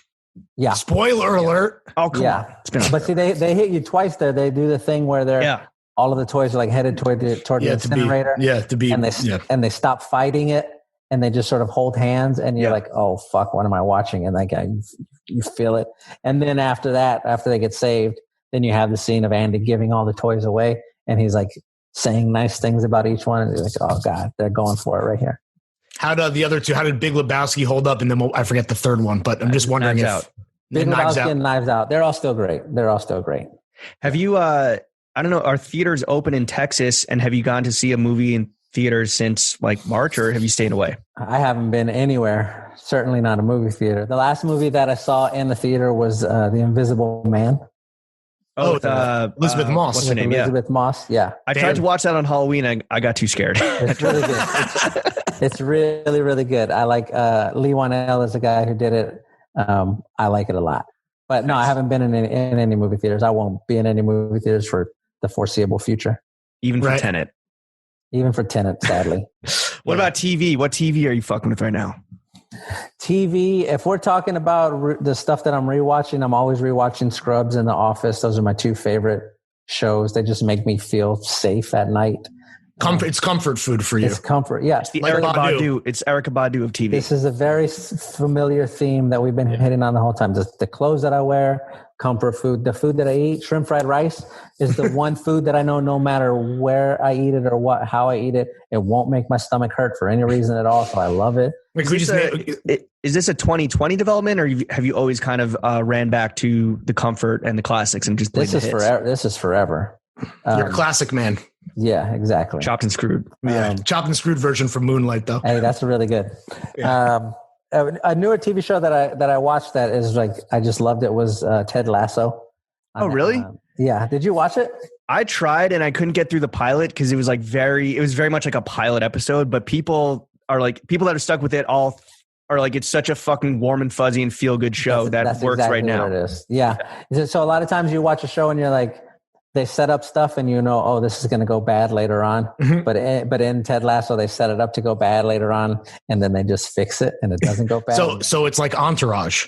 Yes. Yeah. Entourage. What a show. What a show. That's the universe I'm trying to live in.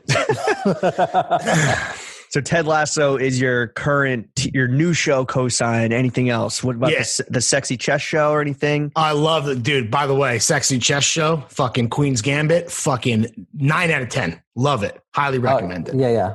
I'm all for a good chess anything. But did either of y'all watch Fresh? Did you ever see that movie Fresh? No, what happens there? Oh, you got to see this movie Fresh. So it's really, really good. It came out in the 90s, and it's about this kid. He lives in New York, and he's like a drug courier, and Samuel L. Jackson plays his dad, and he's teaching him how to play chess. Like, you know, that's like their relationship. He sees them. He's not in their life, but the boy goes to visit him every once in a while. And he's teaching them how to play chess over here. And then the kid is using all of these like forward-thinking moves in his real life, and he's trying to figure out how to basically rescue himself and his sister from the environment that they're in. And so he's putting all of these pieces in place. It's outstanding. It's really, really good. Top chess film of all time? It's the number one chess film of all time. It's better Searching for Bobby Fischer? It's better than that one. That was number 2. That was number 2, but this one is better. For such a boring game for fucking nerds, I will say that chess makes for fucking electric cinema. It's just so, I guess you just feel smart watching it, I guess. I don't know. Yeah, at least I'm speaking for myself here. I don't, you know. It's like the inception of genres. Yeah. That's exactly what it is. You anytime like a movie is good is because you're watching usually somebody who's like very good at a thing or very bad at a thing. And in this case, you watch somebody play chess and you understand, oh, this must be a smart person, number one. And then it's just fun to watch. It's just great. Is there any film and TV? Any film and TV that you? One I want to make sure I mention. Did y'all watch I May Destroy You? Oh yes, yeah. That was good. It took me a long time to finish it. Like it's like 10 episodes, I think, and I stopped at like episode 8 because it kind of gets like a little stagnant there in the back half. But the way it ends is everyone. I mean, it ends phenomenally. Yeah, I think everyone was saying that's a unanimous instant classic for sure. It's 12 episodes. 12. Okay. One. But yeah, so I petered out at 10 and I finally finished 11 and 12. Oh, see, yeah. I really like that one. That was just like a totally different feeling than Ted Lasso. but like, I don't know, combined in there or connected in their excellence. Does Ted Lasso also have fire bangers, just UK drill and everything just throughout, just nothing but Burna Boy?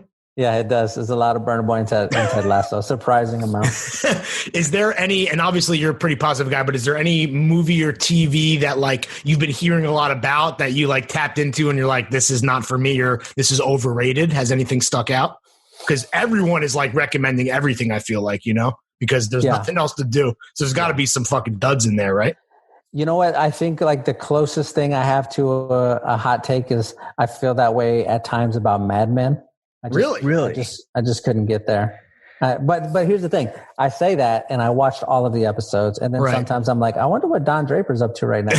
I wonder what Peggy's up to right now. I wish I could. It's not on Netflix anymore. I wish I could see what they're. Oh, that's right. It was. Yeah, it's not. So you can't stream it right now, can you? Anywhere? And that's probably making me like feel like I liked it more than I did. But I feel like as soon as I turn it back on. Was it just not relatable? Because you're like, I don't care about these white people's problems. Yeah, that was part of it. Yeah, it was like a world that I maybe wasn't super interested in. The only parts of it that I really, really liked were anytime Peggy was doing something, I thought she was great. She was my favorite character on there. Or anytime Don Draper was doing a sales pitch. Oh, the best. And then I was like all in on that one. Yeah, he kills that carousel. Shit. Besides Don and Betty, I just thought that the acting was like distractingly wooden. And like, I don't really care about acting that much, but I was just like, these people are acting. You know who I like that everybody hated on that show? Pete Campbell. My guy Pete. He gets a bad rap, dude. Pretty pathetic guy, but sometimes means well. Listen, he gets a bad rap. Not great, Bob. But I respected how dedicated he was to the job. Yeah. The older I get, the more of an appreciation I develop for characters and things who like get stuff done. Really? So Joan in Mad Men is another, just like Joan can handle it. What was this? Silicon Valley, the tall guy's name? Jonah? No, not that was Veep. Fuck, what's Gabe? Gabe. Well, he was Gabe in The Office. He's Gabe in The Office. Same guy in Silicon Valley. But the same guy. Jared was his name. Jared. But like a character like that, Dwight in The Office, like they're going to get the job done. Machiavelli shit. Yeah. Again, I find comfort in that, and I like it. I find comfort in Roger Sterling just fucking partying, dude, all the time. So I was never a big Roger 6 martini lunches. Yeah, you know the vibes. All right, cool. Shea, before we end the episode and before we get into the afters, Lawrence and we just want to offer up some constructive criticism real quick. I mean, we love you as a homie, as like, a writer, as a podcast host, as a personality. That being said, we just want to see you do even better. So we want to offer up some constructive criticism that comes from the brain, the heart, maybe even the loins. Take it or leave it. We're not going to be mad if you don't take it, but you should. I'll go first. You have Chuck here, another fellow Flexican American who's super tapped into the zeitgeist and pop culture. Launch a podcast with Chuck. We know you got the time. Yeah. All right. Use 2 of your 8 allotted Twitter hours to pod. He's a big sneaker guy. Maybe you have a lot of questions about the sneaker world from born from your son's interest in it. Like maybe that's the premise. It's just like you come to Chuck with like, hey man, why do these sneakers cost $4,000? And then Chuck breaks it down for you. Chuck can help you connect with your children. All right, that's what I'm looking for. Mediator. Yeah, exactly. I was reading a bunch of your old columns today, Shea, which have been ported over from whatever happened to fucking Fourpence to just Complex proper. And I was thinking about, I think there's an opportunity listen, you're in with the publishers. You're a New York Times bestselling author. We should find a way to get that shit fucking packaged up. Let's put it on shelves. You throw me a couple bucks. I'll write the fucking forward. I'll just make some shit up, whatever. I make a quick little buck before the holidays, man. Just thought. There you go. I love to make a buck. Hell yeah. Okay. Look, if you're not going to make an honest buck working with Lawrence, how about we make a corrupt buck and you tell it like it is. You have a built-in audience. You're in a very interesting city, in a very interesting state right now when it comes to politics. Why don't we just run for office, Shea? You got the brain trust right here. We'll just make memes. We'll just we'll run your digital. You do what you got to do, and then we'll just get you in office. I want to be like the Fire Fest of politicians. You guys can be fuck Jerry media.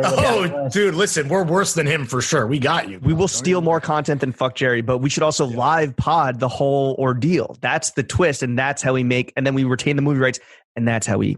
Democracy never sleeps. Content never sleeps. We'll just merge these worlds together. And then finally, another golden piece of constructive criticism, take it or leave it. Have you thought about writing your own TV show? Obviously, you've had success in the literary world. Have you thought about going full Hollywood? I think about it all the time. I think about selling a TV show or a movie or whatever. I think that's something that I would like to try at some point. Do you have an angle like on your teaching days? That's obviously a very popular genre, the kind of like fish out of water school teacher joint. Maybe, or it's stand and deliver style. Maybe it's way more sincere. Have you thought about what would be the vibe? I haven't spent too much time thinking about it yet, but I'm going to take this constructive criticism that you all are giving me. I'm going to combine it all into one thing. I'm going to make a TV show about a guy who's running for office and he doesn't know anything about sneakers, and that's going to be the hook. And Chuck is your beep. Yeah, perfect. All right, Shea. Chuck is the guy. Thank you for coming on The Only Podcast That Matters. Where can the kids follow you? Yeah, what do you Obviously, want to plug? They already do, but like, what are your socials and what do you want to plug? I'm on Twitter at my name, Shea Serrano. And I don't have anything at the moment to plug. I'm realizing right now I wasted this opportunity. So just if I can go donate some money to RAICES, RAICES. They're doing a lot of great work to fight all that bullshit that Trump is doing at the borders. Send some money there. Don't buy any of my books. Do that instead. Free them all till they're all free. Let's fucking go. Yeah. Chef, you know what the fuck going on. Hit us with that outro music, baby. Oh, they fuck with me now. Fuck with me now. Oh, they fuck with me now. Oh, they fuck with me now. Fuck with me now. Oh, they fuck with me now. First see it, hate it, they see it, I made it. I feel like the greatest. They fuck with me now.